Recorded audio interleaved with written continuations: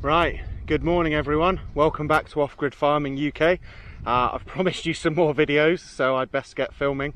And one of the hot topics at the moment on the farm is cattle. As I mentioned in my brief little update video, we've made some fairly big changes to the herd this year. And as you can see here, this is our current breeding herd. So we've kept our 7 black Highland Angus crosses and our South Devon bull jock, and we got rid of the 3 old brown cows and the grey cow we had. So those 4 I believe were all Angus Charolais crosses, and what we found last winter was that those 4 cows didn't do very well outside.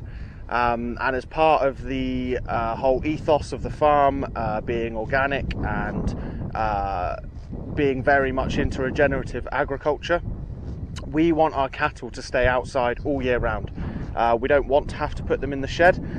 We don't think it's good for them. It's an awful lot of work, and it creates a lot more work at different times of the year with mucking out and all that kind of stuff. And we just think that the cattle would be happier and we would be happier if they were outside all year round. So these 7 ladies are perfectly suited for that. Highland Angus crosses, very, very happy outside all year round. Jock, our bull, is very happy outside all year round. So yeah, the others had to go. The 3 brown cows we sold to a local farmer. He's got a much bigger herd than us, much more variety in breeds, and he also keeps some of his cattle in a shed over winter anyway. So if those do need to go inside, they can go inside. And what we did with the grey cow, Rosie, that I showed you, is we took her to the abattoir yesterday. So she's gone for beef, and we'll be selling her in about 3 to 4 weeks' time. Now, Rosie was a much older cow. She was turning 11, and she had a problem with one of her teats last year, and also some problems with her feet, and she really struggled outside last winter.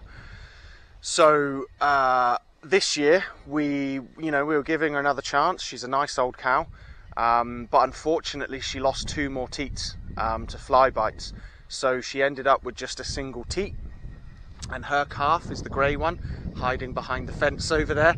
I'll show you her later when I go and see the calves. But unfortunately, yeah, Rosie's calf this year pretty small. We think she suffered a bit for her mum only really ending up with 1 teat to be able to suckle her from. And we just thought it wasn't really fair to Rosie. You know, she was struggling being outside. She was quite an old cow, and with 1 teat, you know, it's not really fair to let her have another calf, and for that calf to struggle and not get enough milk. So it's not something we take lightly. We didn't just send her off for the sake of it. We thought long and hard. But we thought really the best thing for her would be, we weaned her calf a couple of months ago, much earlier than the other calves, to give her a bit of a break. We put her in with the bullocks, we fed her the best grass we possibly could, and we've given her a quick clean end, where, you know, the product of her, the beef, will actually bring some money back into the farm, and will help us, you know, keep the rest of the herd in good health. So yeah, a little bit sad. It's never a fun thing to take an animal to slaughter, but it is an important part of farming. We're not a charity, we're not doing it for fun. We need to make money, and we also need to provide really good nutrient-dense food to our customers. And a big part of what we're trying to do is to provide a variety of high-quality organic food for our customers. So she's become part of that chain. So enough of that. A little bit sad, but so these 7 cows and jock now are grazing away. This field is now on its 3rd grazing of the year, and it is doing incredibly well. You'll see there's still plenty of grass, plenty of variety. It's holding up really well, even with the damp.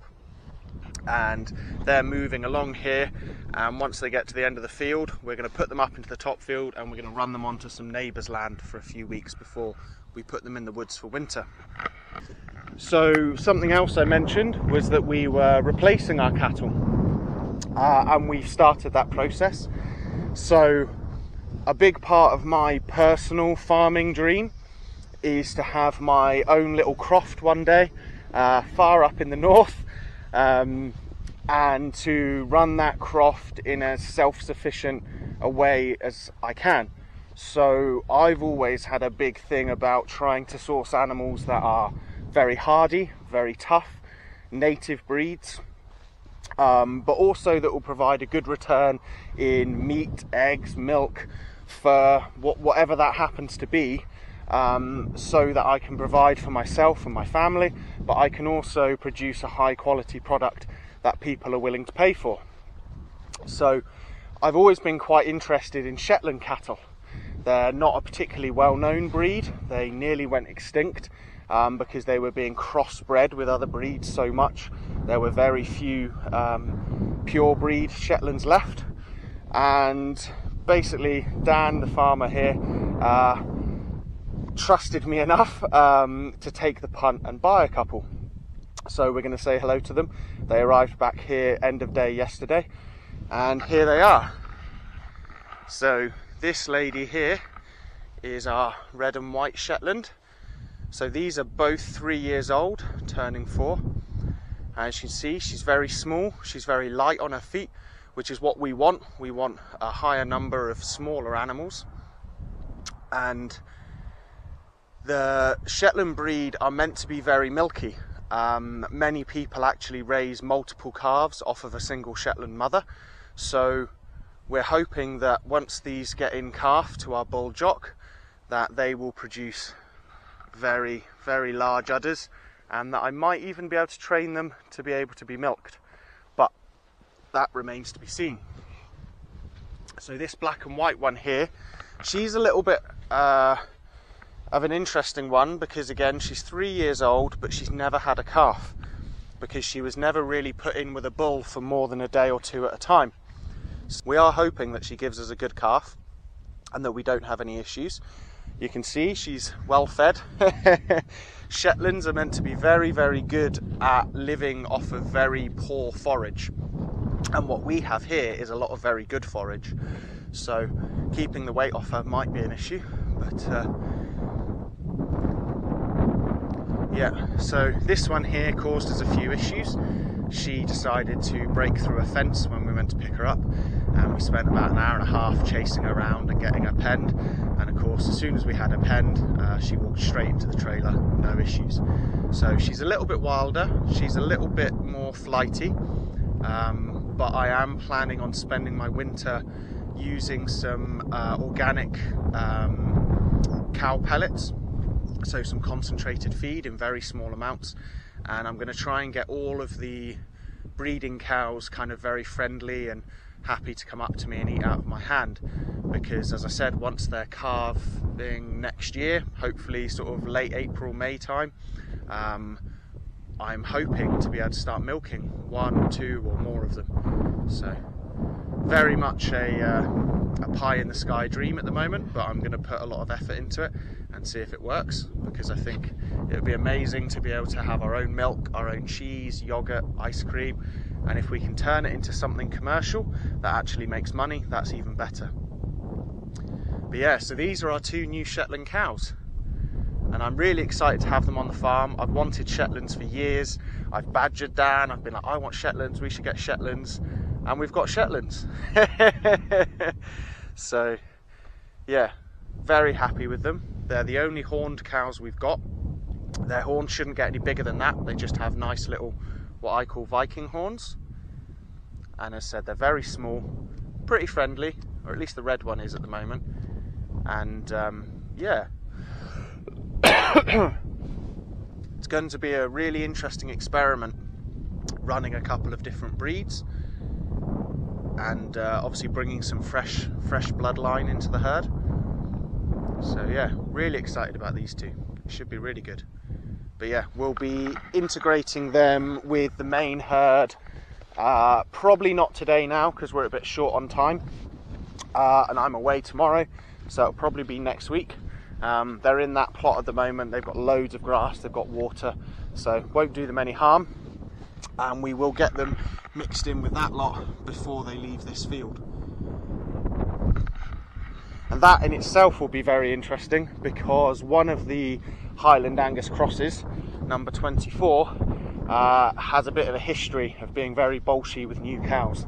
So we're going to move them early in the morning when we can be around all day, and make sure that we're checking that 24's not trying to bully them. Hopefully them having horns will stop a bit of that, but we'll see. It's always interesting introducing new animals into an established herd, so yeah, fingers crossed it goes well, but I'll let you know. And if you keep an eye on my Instagram at Off-Grid Farm UK, I'll be posting up loads and loads of photos of these guys and how it all goes. So yeah, keep an eye out for that, and we'll talk a bit about the calves and the weaning we've done this year. Alright, so I'm just over the other side of the fence in with the calves, and these are our 7 remaining calves. So we sold 2 of the calves with their mums, so the 2 brown cows that had calves we sold with their mums. And then we've got Rosie's calf, which is the grey one. So she's a heifer calf. We've got 4 heifers and 3 bullocks. All the boys have been castrated. They've all been dehorned. And what we did this year was we did fence line weaning. So last year, one of the first times I handled cattle was weaning them, and we put them into a pen and we had to sort of forcibly separate the calves from the mums, and then we used the trailer and we loaded all the calves into the trailer, drove them back to the shed, and we kept all the calves in the shed all winter, which was great for getting to know the calves. You know, we were in there every day with them, as you'll have seen in my earlier videos, but it was an awful lot of work, you know, feeding them 2-3 times a day, bedding them up every few days, and you know, we always had to be there because they were sort of trapped in a shed. So this year we decided to trial fence line weaning. We did it first with just Rosie's calf, and then we've done it with the bigger group in the last 2 weeks. So what we've done is, this fence here is a very big strong fence, and it's got an electric wire all the way along the top of it. Hopefully that comes out on the video. And that electric wire is connected up to our energizer just there, and that is a 10,000 volt 6 joule energizer from Voss. So it's got a really big kick, it really hurts, and I'm going to be doing a video maybe today, might film it today, about the electric fencing system we've gone for. But what that means is that we've got a sturdy stock net, we've got barbed wire, and we've got electric wire between the 2 fields. So what we did is we separated out the cows and calves. We put the calves into this field and we put the cows into that field. And what that means is that they can see each other, they can come up, they can still sniff each other through the fence. You know, they have that contact, but they can't physically get to each other. So the calves had to stop feeding. And the theory behind fence line weaning is it causes a lot less distress. It's a gentler way to separate them because they can still see each other, they can still lick each other through the fence and have that contact, but they can't feed. And we found that compared to last year, it was much less stressful. It was less stressful for us. It was much physically easier to separate them because we used the electric fence to separate them, and they settled down very quickly. There was a fair bit of bawling, as you'd expect, and unfortunately we had really wet weather for 2 or 3 days after we did the weaning. So you can see just the other side of the fence, the adult cows really chewed up the ground quite a bit, but unfortunately that was a function of the very wet weather. So our timing was a little bit bad there, but it's not the end of the world. It's a small amount of damage. We'll fix it in the spring, we'll roll it and we'll reseed it, just to level it all out, and that'll be that. And then what we did after a few days is we started giving the calves more and more ground so that they could move away from their mums, and then we started moving the mums away. So you can see that their nearest fence is 30 or 40 meters away. They can't come any closer than that. The calves have got this entire field to run around in, so they move away from the mums and they get out of sight of them. And for the last probably week, there's not been a sound. So you know, occasionally the calves come up to the fence line like they are now, because I was in the other field, so they were curious, so they came up and they called a few times, and the mums call back to them, but then they just go back to sleeping and resting. So yeah, it's been very, very nice. We'll definitely do it again. We found it very low stress for us, low stress for the animals, and it's worked very, very well. So yeah, if any of you are interested in trying fence line weaning, I'd definitely give it a go, but I would definitely have electric fence in the way.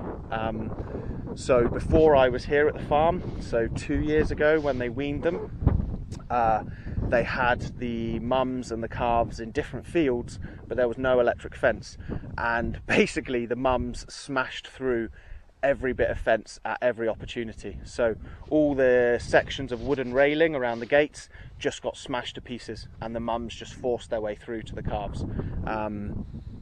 We didn't want that to happen, and with the electric fence, the animals are all well trained. They know what the electric fence feels like, and they didn't even really make any serious attempts to get through the fence. So yeah, very good experience. I'd highly recommend it, and I'm sure there's people out there with better explanations of it than I have, but hopefully it all makes sense. So yeah, these are our 7 calves. And the only other cattle we've got at the moment are the bullocks over there. So we've got 3 bullocks left. They're now 18 months old, and the intention for them is to send them for beef at different stages next year. So February, March, they'll be about 2 years old, and we'll send one. We'll send one a couple of months later, and one a couple of months later, and get them all in before the 30-month mark. Because if you don't know, there's requirements in the UK. If a beef animal is over 30 months, they have to remove the spine and things, and you can't have cuts on the bone sold because of the BSE scare when I was a kid. So yeah, the plan is to get all those 3 bullocks processed before they hit 30 months. So yeah, starting at 24 months, then probably 26 months and 28 months. So yeah, we'll be doing lots more organic grass-fed beef next year. So I'm not sure there's really an awful lot more to say about the cattle at the moment. Our winter plans for the cattle are utilising our woodland. So those woods there is about a 2-acre plot, and we're going to put the adult cows in there. So all of the mums and jock will go into that piece of woodland, and all the younger animals, so the 7 calves and the 3 bullocks, will go into that piece of woodland. And we have built a big stack yard, so all of the silage that we cut is up on one corner of the woodland, and I'll show you that in a future video. And we've got electric fence around it to keep the deer away, because deer live in those woodlands normally, so they'll get a bit of a shock when the cows arrive. But yeah, that's it for now. So I hope I haven't bored you guys. I hope you found that interesting. As you can see, lots has changed. We've moved from a bit of a mixed herd to a different type of mixed herd. So we've taken away the animals that don't suit our system, either sold them or butchered them, and then we've started to buy in more native stock that we believe will be suited to the system that we want to run. So yeah, it's great so far. I'm still really enjoying working with the cattle. I'm getting more and more confident all the time, doing more and more of the work myself without other people helping, and that's largely down to the electric fence and the rotational grazing. So yeah, hope you've enjoyed the video. Please leave a like, leave a comment, check out my Instagram at Off-Grid Farm UK, and do check out the farm's social media and website as well. That's lockharbourfarm.com. Alright, no worries, thank you, bye.